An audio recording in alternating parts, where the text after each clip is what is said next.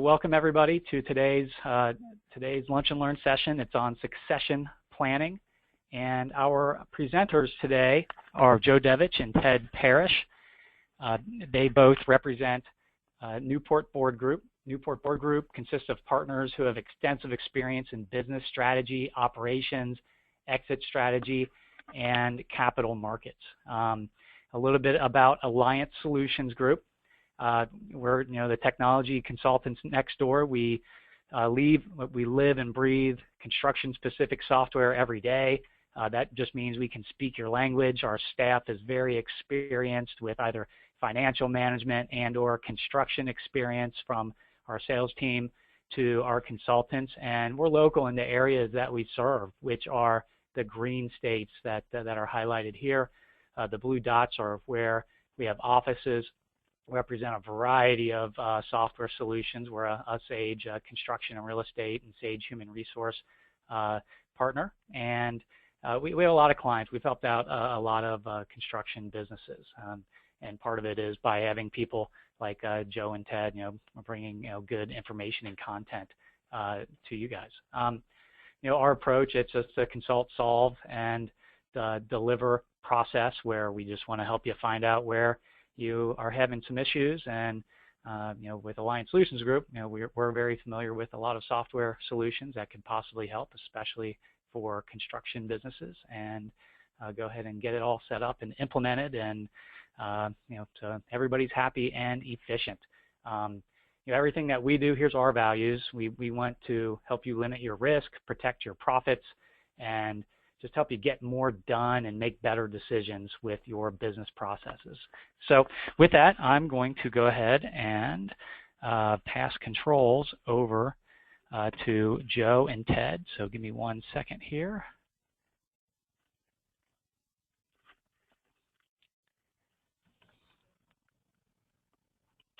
Okay, and we can see your screen. Looking good. Okay. Good morning. Nice to have you all with us. Today, Joe and I would like to talk to you about succession planning. Now, the topic of succession planning may be a little bit confusing because it sounds an awful lot like exit strategy. And some of the ideas that we'll talk with you about today are relevant to either discipline. Today, we want to focus on succession planning, which, for purposes of discussion, let's define as the future operating structure of a closely held company which focuses on leadership and people. We're not going to ignore the financial issues or the process and procedure issues, but succession planning is largely consumed by identifying the right people to make the decisions for a family-owned business.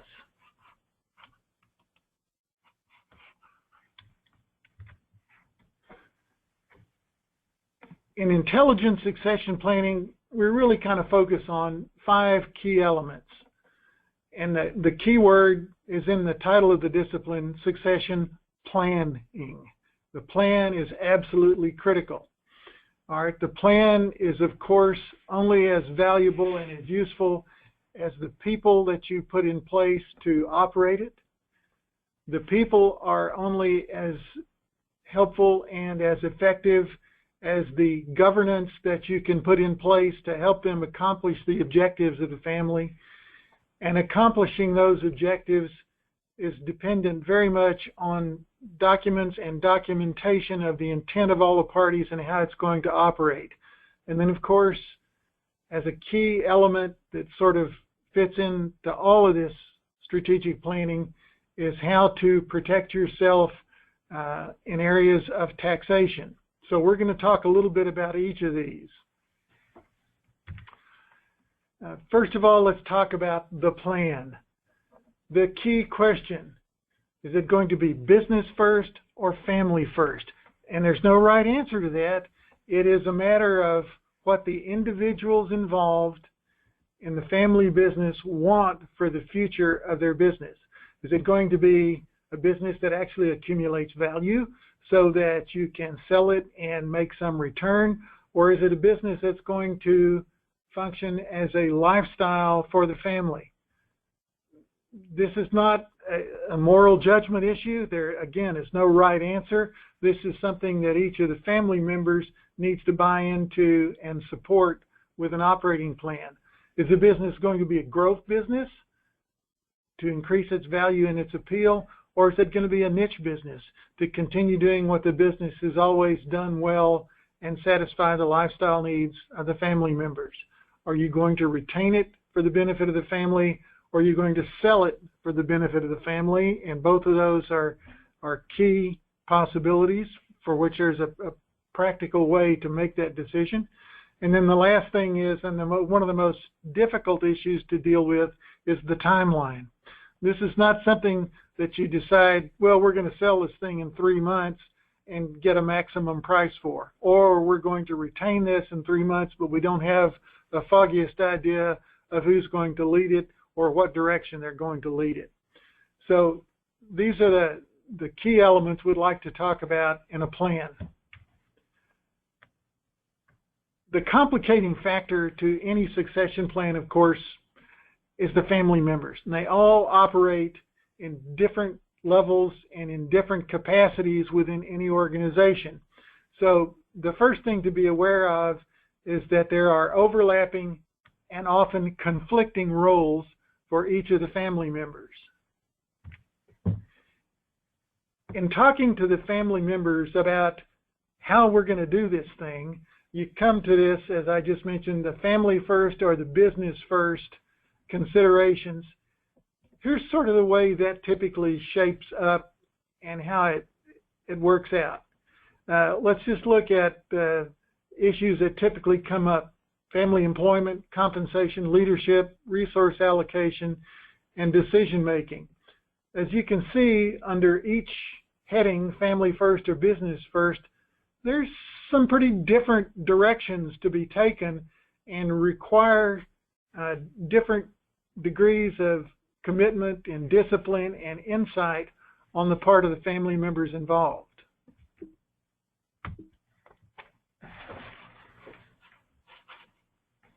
Pardon me here, I'm fat fingering there we go.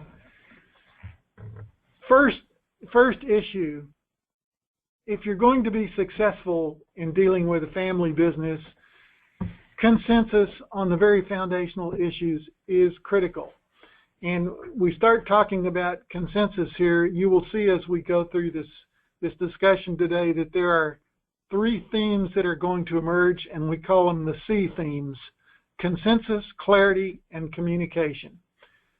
And they all feed off of and build on each other. Consensus is critical for both the family issues, what's best for the welfare of the family and other stakeholders, and also what's best for the business. And that goes back to that element of the plan that we identified. Is this going to be a growth business or a niche business? Is it something you're going to retain or something you're going to sell? Family roles will be defined in that context. The actual specific people that you either bring into the business or don't bring into the business will emerge as a key element, and how or if to grow the company while still keeping the family interest in mind are the primary considerations here.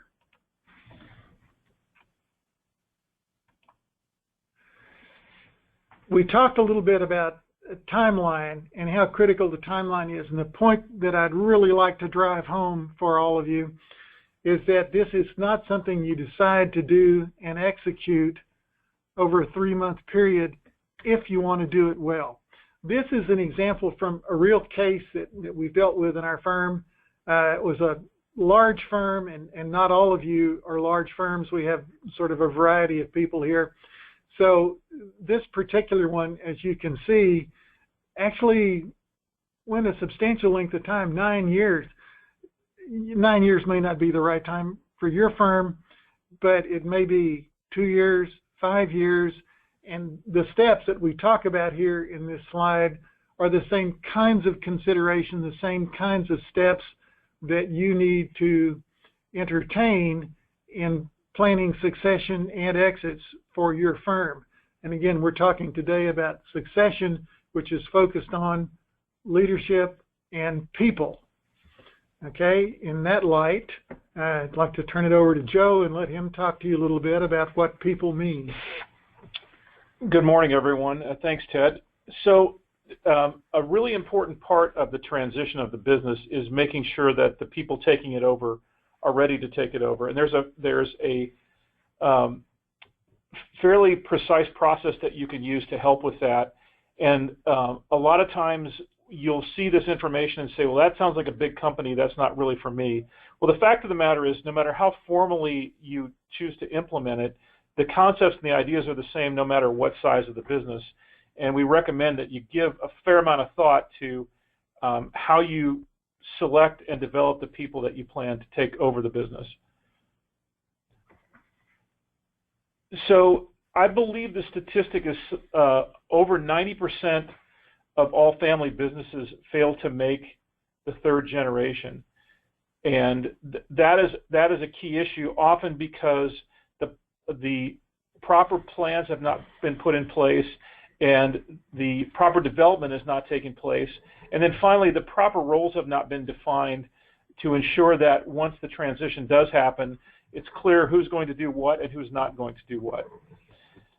Now, admittedly, this is a very busy and consultancy looking slide, but suffice it to say that what this gives you is a little bit of guideline into how you would evaluate the talent on your team or within your family and decide who's ready and how they're going to be ready to transition the leadership of the business. So I don't want to spend a whole lot of time digging into the details because you're all fairly capable of reading.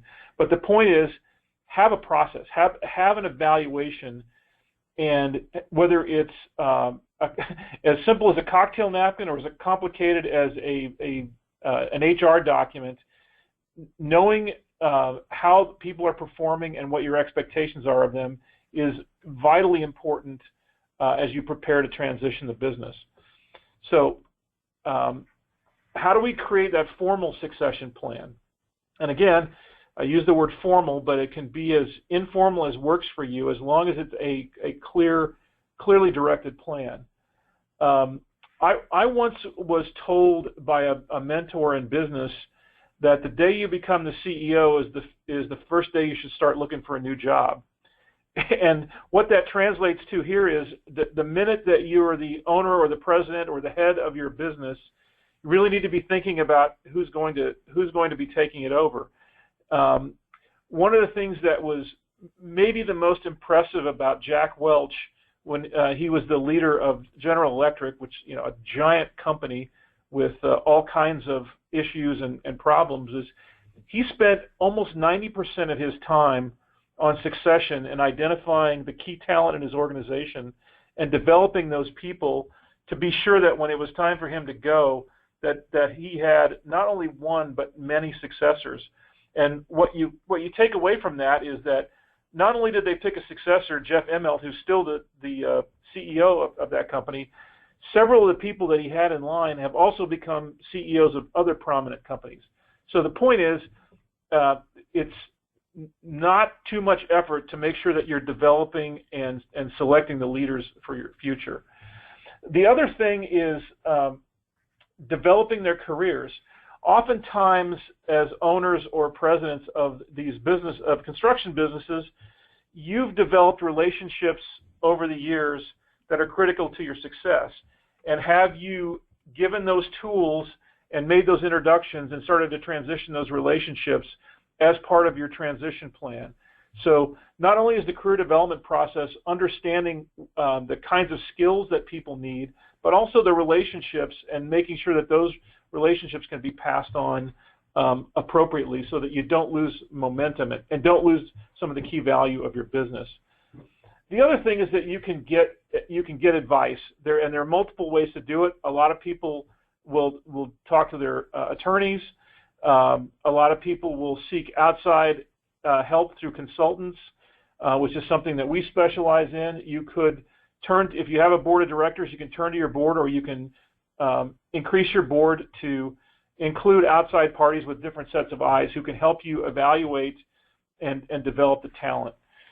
Then an important step is to build consensus. And Ted alluded to this earlier, and I will tell you, one of the hardest things about the transition of a business is building that consensus, and it takes a lot of time and effort because you've got a lot of moving parts, and as some like to say, it's like herding cats. And every situation is different. Everyone has different dynamics. Oftentimes, there are family dynamics or in-law dynamics, and the best thing that you can do is communicate early and often, and the worst thing that you can do is keep it to yourself, because if you keep it to yourself, there will be even more hurt feelings than there probably would have been otherwise. It's almost impossible to make a transition like this without someone's feelings getting hurt, whether it's a management team member who's a non-family member or whether it's a family member who thought they should be running the business. And those tough conversations are hard to have, but the sooner and more effectively you do that, the better off you're going to be in the long run. And then another thing that is often left unsaid or uncovered is, what does that transition process look like? It's very difficult for us that have been in leadership positions sometimes to step aside and hand over the reins to either another generation or the team of people that you've mentored to put in place. And you need to have very clear and very specific written instructions on how that transition is going to occur. It's always a temptation to dip back into the business and want to try to help, but the fact of the matter is, it's almost impossible to transition if the people that are running the business don't feel like they have the authority or responsibility to do the job. And the more you document and the more you decide on what that process is going to look like, and it may take several years to transition out, and there's nothing wrong with that. That's perfectly fine, but just make sure that there's an agreement on how that's going to happen. And just as you would a legal document, you want to make sure that agreement is adhered to and followed, and has the flexibility you need to change course if that's necessary. So that's a pretty quick overview on the people side of things, but I hope you take away from that it's really a matter of planning and executing some of the tough decisions beforehand, because it becomes really difficult to do those things after the fact. So next thing I want to transition to is a governance structure.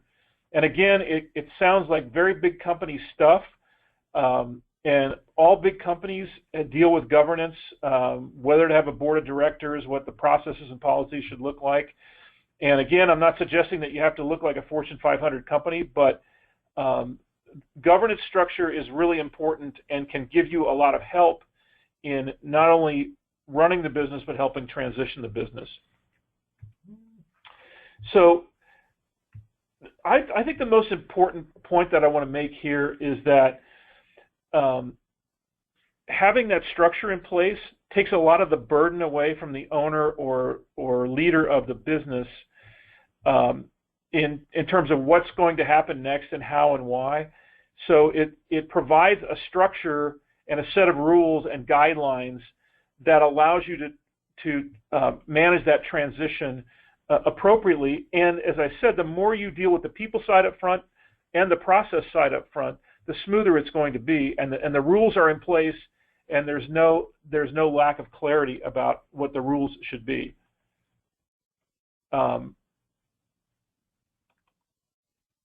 Let's talk a little bit about a board of directors.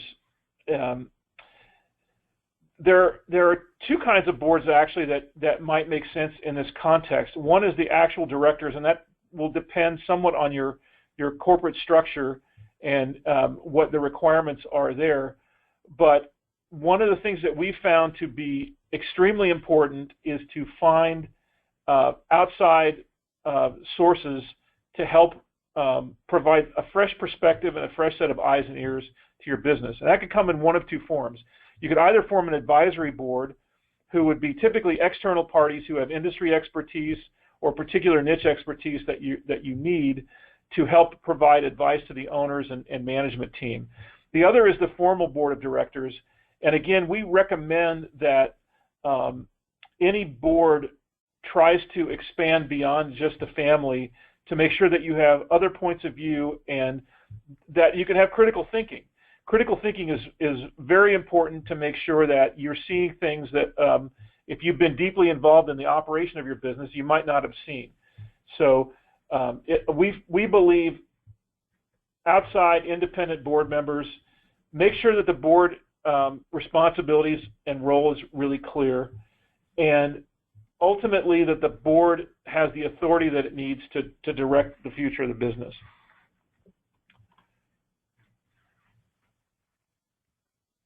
So I talked about independent directors, and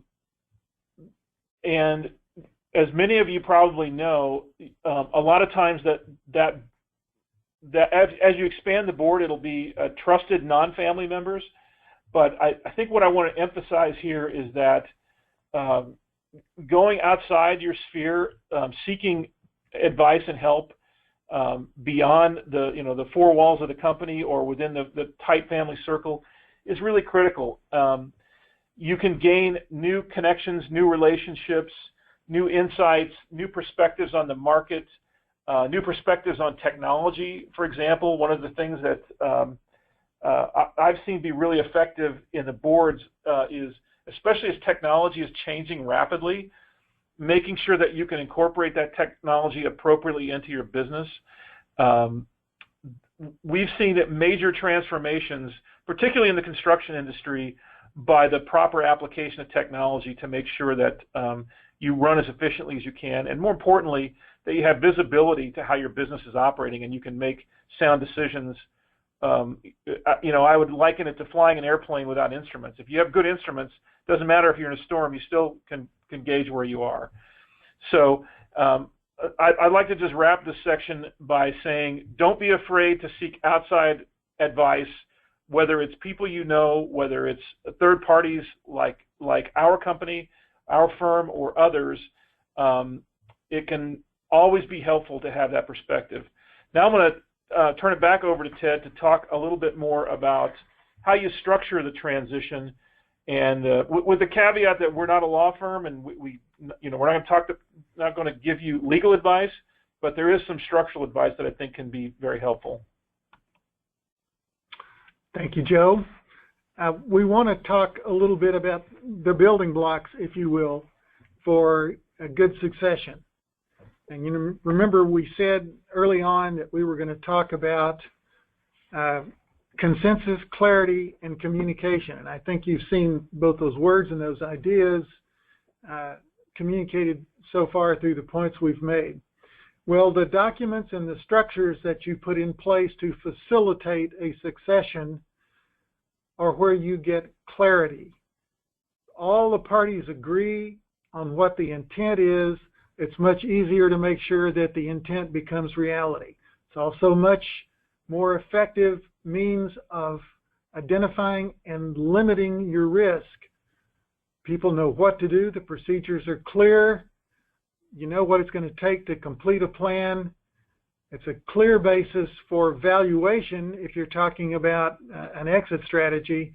And it's also the key to understanding all the terms and conditions that bind everybody in the succession plan. For those of you who may be fans of the great American poet Robert Frost, you may remember his poem dealing with the building and maintenance of fences between neighbors. Good fences make good neighbors. And the process every year of walking the wall and putting the rocks back in place only strengthens the relationship between the neighbors by virtue of keeping the fences in good shape.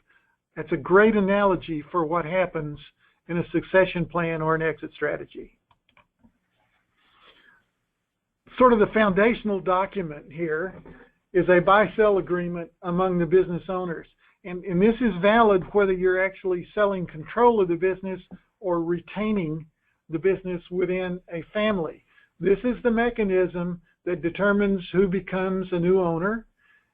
It defines a way to sell the ownership interest either among family members so that control is very clear and very clearly communicated, or to outsiders if you want to really maximize the immediate financial returns of having held this closely held business. There are ways of making sure that there is funding available for this buy-sell agreement, and we can talk some more at length about those if you're interested. But that's always a problem with a closely held business, is giving liquidity to the buy-sell agreement in the event that ownership needs to change, or somebody needs out, or somebody wants out. There's a whole raft of legal agreements and documentation that is critical to a successful succession plan or an exit strategy.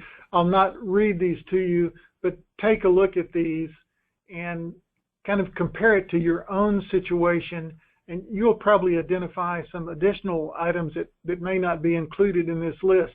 These are key items. It's not necessarily an exhaustive list because everybody has a different situation. The one thing that I do think is fairly universal here is the third bullet down on the left. Do not hesitate to take the effort, and of course the requisite expense, to identify a team of professional advisors who can help you negotiate this. And we're not just talking about people like the Newport Board Group.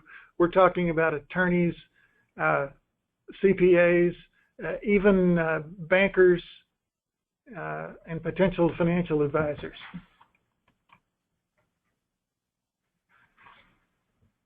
A key tool, if we've lost our connection here. Can anybody hear me? Yeah, I can hear you.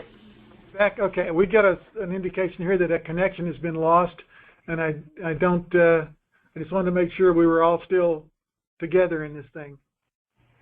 Yep, I think we're good. Okay, great. One of the things I would highly recommend that you examine are your existing wills, and if you don't have them, the creation of some trusts. This is a way to document very clearly what's going to happen, who's going to get what, under what conditions, at what value or price, and who is going to be able to make the decisions going forward. I can't tell you the number of times we've seen family businesses or closely held businesses pass to succession because of the death of one of the primary owners, and seen it get tied up in probate, disagreements, and other situations which hinder the successful operation of that business and very much destroy the plan that you may have had in place for the succession. So this is a good one to talk with your attorney and your CPA about in order to protect all the family members, the spouses, to deal with all of the stakeholders in a closely held business when it comes time to pass the succession. Now, taxation is an issue on which I am not an expert.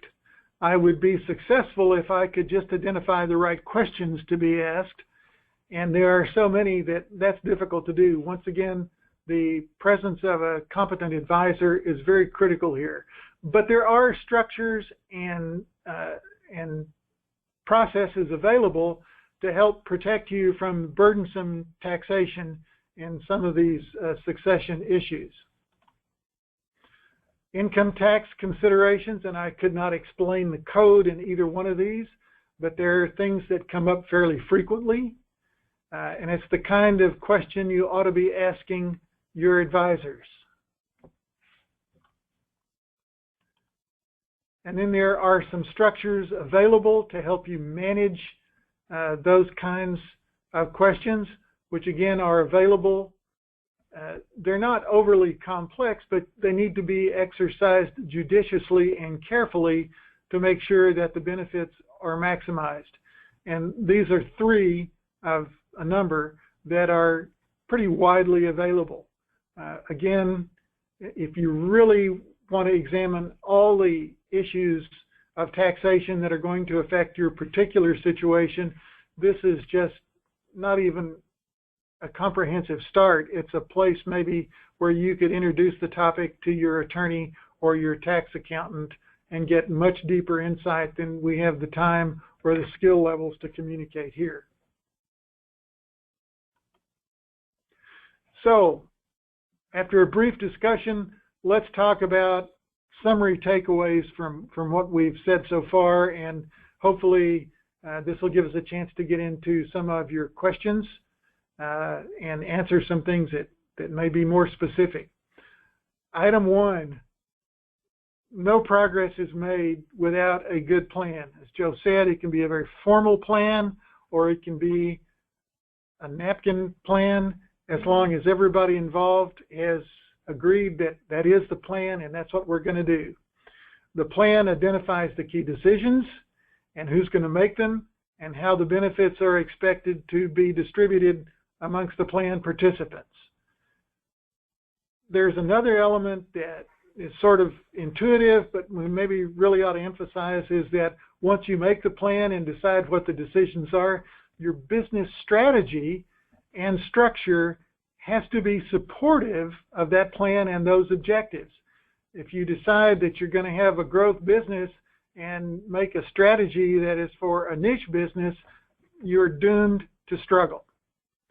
Documents in place, instruments that will support and protect and limit the owners from the risks of succession. Understanding the tax implications and minimizing them. I'm not saying manage for tax benefits, because sometimes we spend so much time managing to minimize the taxes that we forget to operate the business, and that turns out to be counterproductive. But tax implications are such a major consideration that they cannot be ignored. They must be considered, and then you at least make those decisions within the right context. And of course, when in doubt, go get help. You may have to pay for it, but it will pay for itself in terms of your ability to manage risk and save yourself the costs of some bad decisions. We at the Newport Board Group are more than happy to help in whatever way we can. We are not attorneys, nor CPAs, nor investment bankers. We have some smattering of exposure to all those disciplines, and we'll be happy to talk to you about your situations and get you started in the right direction, helping you as makes sense for you and getting you through a successful succession plan. Thanks for your participation, and we're happy to answer any questions that we can and help you get further with this. Okay, great. Hey, thank you guys. That's great